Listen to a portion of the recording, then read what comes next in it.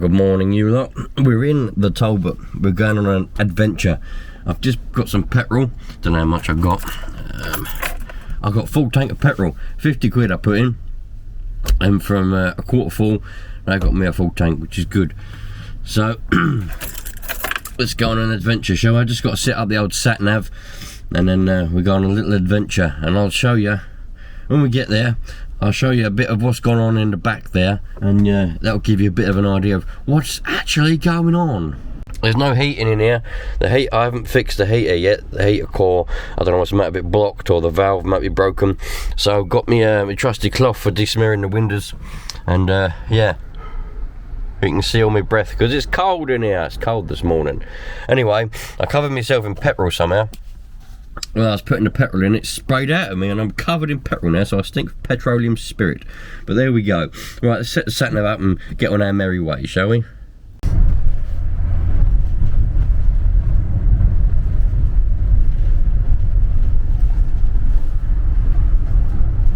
The one thing that I think that this would benefit from, and I don't know if there's any companies out there or if there's even like just a standard box that would fit on, but it could do with a 6th gear, because it would just make it so much better for the little engine and for the driver if we had a 6th gear, because that little engine there, that little 2-litre petrol engine, buzzes away at 50 mile an hour. I don't know what RPM it does. I'm gonna get a rev counter. I've got a rev counter, I've just got to put it on, and then we'll find out what RPM it does at 50 mile an hour. But it's buzzing away, and I wondered to myself, is there a six speed box that would fit straight on, or is there a company out there that can maybe cram a 6th gear into this 5-speed box? I don't know, but I think it's definitely something worth looking into. If it can be done, it will have been done by now, so I'm going to have to do a little bit of research on the old forums, the Talbot Owners Club forum and all the other forums that you can go on, find out if anybody's ever done it. But that would definitely benefit from a 6th gear, because it'll, when you're on cruising like this on a motorway like I am at the moment, stick it in 6th, it won't have no power, yeah, unless you put a Weber carb on it, then you get a bit more power. But as it is, you won't have no more power, but you could knock the RPM down just for cruising down motorways, and it won't be buzzing away at probably 3,500 RPM. That's what I think I'm going to look into once this is fully done. Righto, off we go. Look at the lovely scenery that we're on now, eh? What a lovely road. I've always enjoyed this road. This is a lovely road that we're going up now at 50 mile an hour. Being overtaken by lorries, but we've got a road sweeper behind us, and he's not overtaking us, so that's a nice old road sweeper. And yeah, we'll just carry on enjoying life at the moment. Look at the view, eh? Look at the view. Love it. Little football pitch over there. See you lot in a minute. Whoop, whoop, whoop, whoop, whoop, whoop.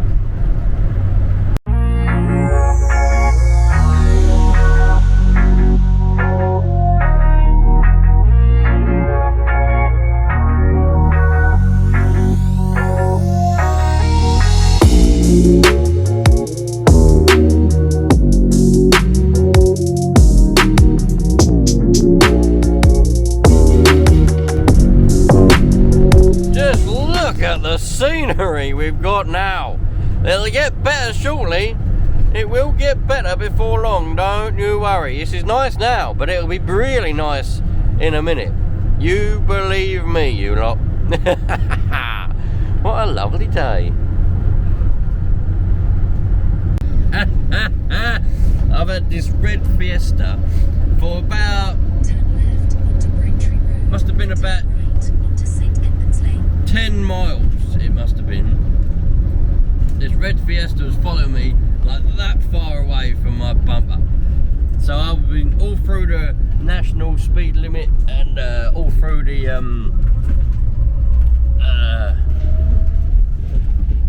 60 mile an hour, the 50 mile an hour and the 40 mile an hour. I was doing 40 and the 40, but before all of that, I was going about 30 mile an hour.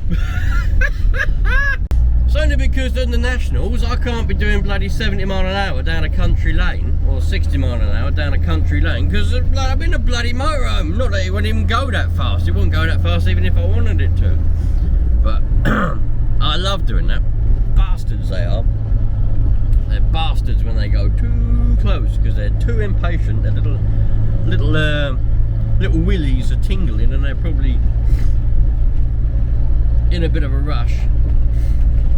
Oh man, love it. Look where we are. Oh, it's lovely round here. Old part of an old windmill there, look. Not anymore. Windmill's gone. That's part of it, look. Bloody Jesus. Look at them houses there, look. They are bloody lovely. And let's go down here and have a look. Well, we be here. Oh, that was a nice journey. Better just better flick the old fan on just so she don't get too warm. But that was a nice old journey, that was. Look at the view here, eh? Lovely fields. Oh, absolutely fantastic. So you're probably wondering, where am I and what am I even doing here? Well, let's find out. I'm in a very exciting place. A very, very exciting place. I haven't been this excited in, like, well, for a long time. So this place is what it's gonna do, see, we've got all the damp, what was happening here, all the problems, more of a leakage during the rain that we had the other day as well. That's absolutely sobbing wet. So all that leakage up there, all the damp, it's all going to be repaired. So I decided it was a better option to get a professional to do it, and they're going to fit. Well, I'm not going to tell you what they're going to do, actually. No, let's not tell you what they're going to do. But what they are going to do, if I can ever turn this around, they're going to repair the whole, anything that needs to be repaired as far as damp and, you know, structuralness goes, is going to be repaired here. So I've been working 2 jobs for a year to be able to afford to do this. Been flat out like a donkey every single day, and it's finally paying off. So we've got a few goodies that we're going to put in it as well. Shall I show you lot now, or shall I make you lot wait? Well, what I have got is a television aerial, because the television aerial that's on it is no good anymore because it doesn't pick up digital, and the only television signals you can pick up at the moment in this country is digital. So it's an analog aerial. So I had to get a new TV aerial. Anyway, we're going to put a TV somewhere at some point. It's good to have a TV, you know, for the kids. God, bloody camera. It's good to have a TV for the kids and that, or if we're out and about and it might be raining outside, so we can't go and do a lot, so we can just put the TV on, can't we? And you get some entertainment that way. So I had to get a new aerial, so I got myself a Status 580 digital antenna system. So got one of those. The eagle-eyed amongst you lot may have realised in the back of some of my other videos, in the background, there may have been a few boxes with a certain brand on that would give you an idea of exactly what I've got to put inside this.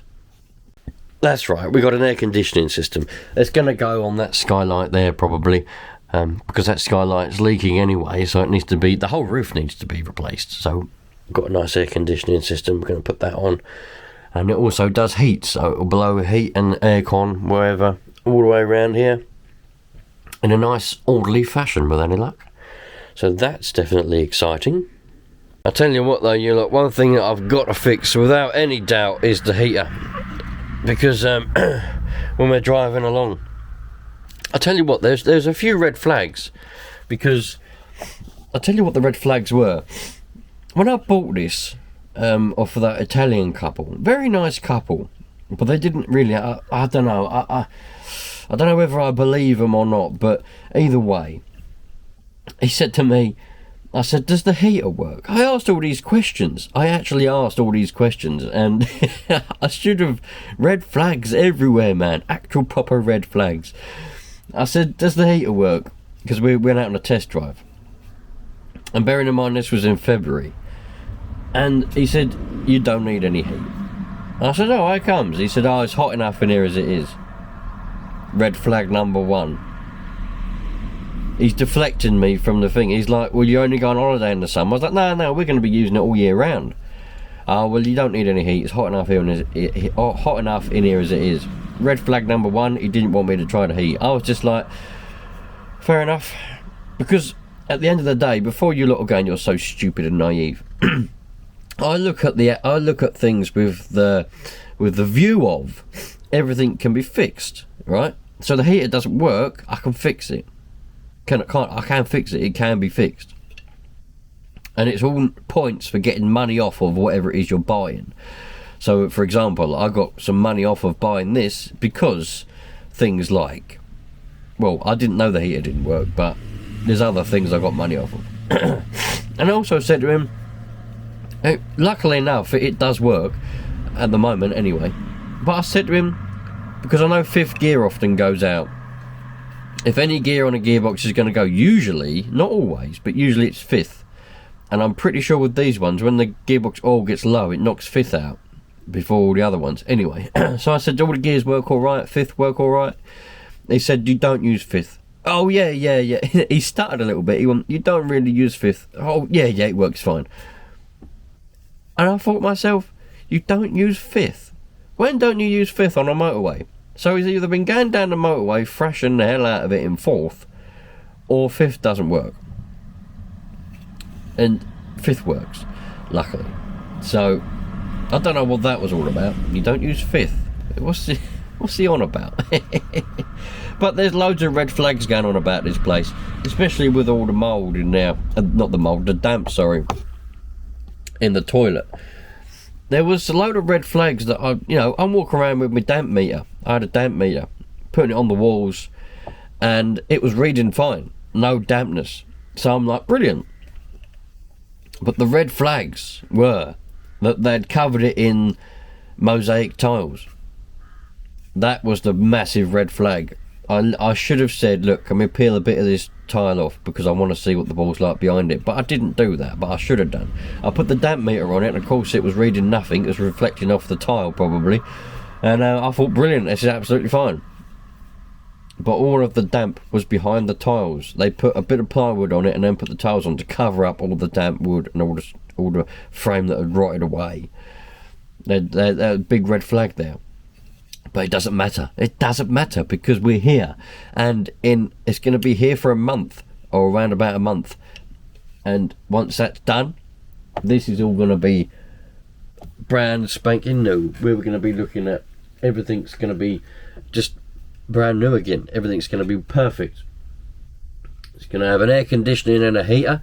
That'll add to the resale value, but not only that, but it'll make it good for us because we're going to be using it in the summer and in the winter. So we want heat and we want aircon in the summer because the summers have been getting bloody hot in this country.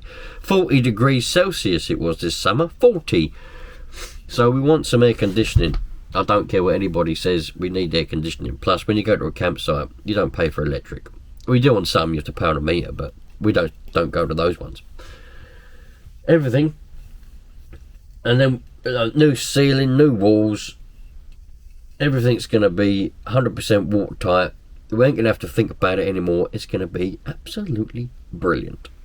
I'll tell you what, you lot. I've been working these 2 jobs now to try and for over a year to be able to pay for all of this. And the most disheartening part of it is, after working 2 jobs, most of that's only going on to paying bills. So it took me ages to save up enough dollar to be able to actually get this done. And I still ain't really quite there. That's the disheartening part. 2 jobs, man. Unbelievable. I can't believe I managed to cover myself in petrol. Stink of it. It's all over me jacket, all over me hoodie, all over me trousers. And it stinks. I like the smell of petrol. I do like the smell of petrol. But when you're it's constantly just all the time. It's just like, oh man, I want to get away from it. I might go for a little walk in a minute and see what's about while I'm waiting for my lift home. One thing that we can notice, we done 36.9 miles, and I can't show you because I haven't got the key anymore, but it done a quarter of a tank of petrol to do 36 miles. Don't know if that's good or bad on one of these, but at least we've got a bit of a baseline. 36 miles, quarter of a tank.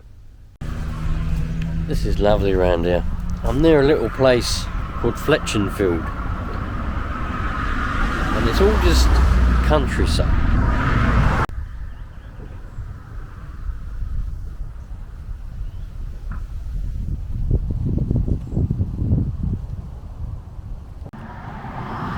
Caution, ducks on the road.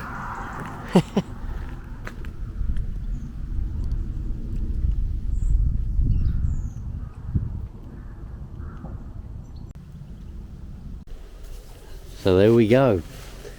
In about, let's see, what we're in now. We're in November, December, January, February. In about 3 or 4 months' time, the Talbot should be, with any luck. Well, do we need luck? Do we really need luck? I don't know. But the Talbot should be operational. The Talbot should be watertight. We should have a working shower that's watertight. We should have a working toilet that works, and a sink, and it should all be completely, as I keep saying, watertight. So we won't have to worry about any more dampness, any more leakages, any more collapsations. Everything is going to be fine. This little road that you would expect to be quite a quiet country road is actually really busy. There's cars coming down there all the time. You'd think that would be quite a quiet country road, though, but it's not. No, it's really interesting finding out, the bloke who's doing the work's name's Gary, and it's really interesting talking to him because you find out loads of information, and he was saying that there's not any companies that want to do any repairs on motorhomes or caravans these days. And I find that, oh man, that's mad, because as we were discussing, you know, there's a big market for caravans and motorhomes at the moment, although they're expensive, but second-hand ones, you know, or retired people want to buy a new one. So there's so many of them. Yeah, especially in the last couple of years, for some reason, people have been buying motorhomes and caravans like mad. So there's a massive market for them. Of course, they're going to need to be repaired at some point, or maintained at some point. So you'd think that there'd be companies all over the place that want to do and take a piece of the cake of repairing a caravan or a motorhome. But there's hardly anyone around. And I found that when I was looking for someone to do the work on our one, I couldn't find anyone anywhere that wanted to take on a damp repair. So it amazes me to think that there's all these caravans and camper vans out there that need repairing, and nobody wants to repair them. So there's old Talbots, there's old other whatever brands you can think of out there. They've got damp, and nobody wants to repair the damp, so they end up sitting there, and then they end up rotting even further, and then they end up just being scrapped because there's no one that wants to do the work.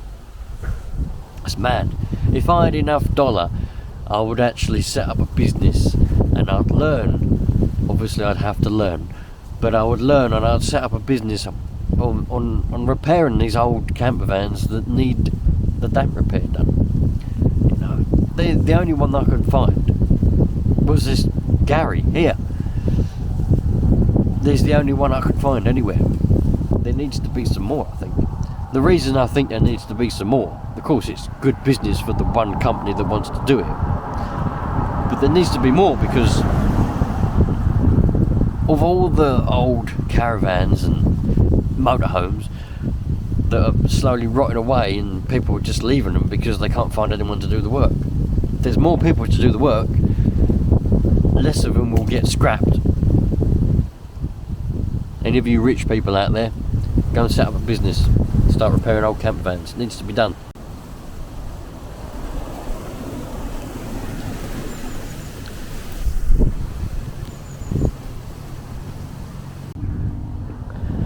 Look at that lovely weeping willow.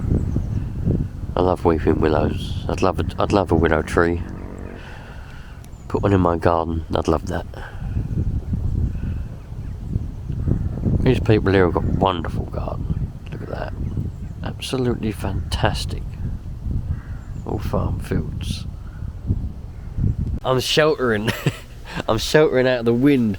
There's some containers here, and if you go out there, the wind is well, it's not bad wind, but it's quite chilly wind. So I'm just sheltering now behind these old containers, waiting for my lift home. So anyway, you lot, thanks for watching this one. It'll probably be another 4 or 5 months before we see another video on the Talbot, because it's going to be having this work done. And you know, hopefully me working my absolute arse off, 2 jobs, you know, no time for anything else. Hopefully it'll pay off, and when I get it back, it'll all be brand new, and we can go on and make some proper good, you know, memories. And don't forget, what I'm going to do is I'm going to start reviewing the campsites that we go to, because you lot asked for it, and it's something that I'd want to do anyway. It's something that I'm interested in doing anyway. Not because I want to copy other people, but I often think to myself, when I watch a review, there's several different channels I watch that review campsites and that review holiday places, because I love holiday places, you know, like Pontins and Butlins and all of them. I love them. You know, they're just nice places, expensive, but I love the holidays. Caravan holidays, chalet holidays, whatever. Something that I grew up doing as a kid, and it's what I love to do. And if I didn't have to go to work, I'd go on one every week. Anyway, I often think to myself, you didn't look at that, and you didn't review that, you didn't mention that, and you didn't say anything about that, and what's the toilets like, what is that like? Well, and I often think, a lot of them, they miss out things that I would like to know about, or I would like to say, I think you could have reviewed that, you could have gone in that room and said something about there. So that's why I want to go and review the holiday, you know, the campsites and everything. So that's what I'm going to start to do. So when we get the Talbot back and we're going on holidays, I'm going to make full review videos of all the campsites that we go to, so that everyone can see what they're really like, whether they're good or whether they're bad. It'll be good fun for me, and it'll be interesting for a lot of you lot as well. So thanks for watching. I'm still waiting for my lift home. Once I get my lift home, I'll be going home, and we're going to have an early Christmas. I've got to have an early Christmas. I'll explain everything in another video. I'll see you later on, you lot. Take care. All the best.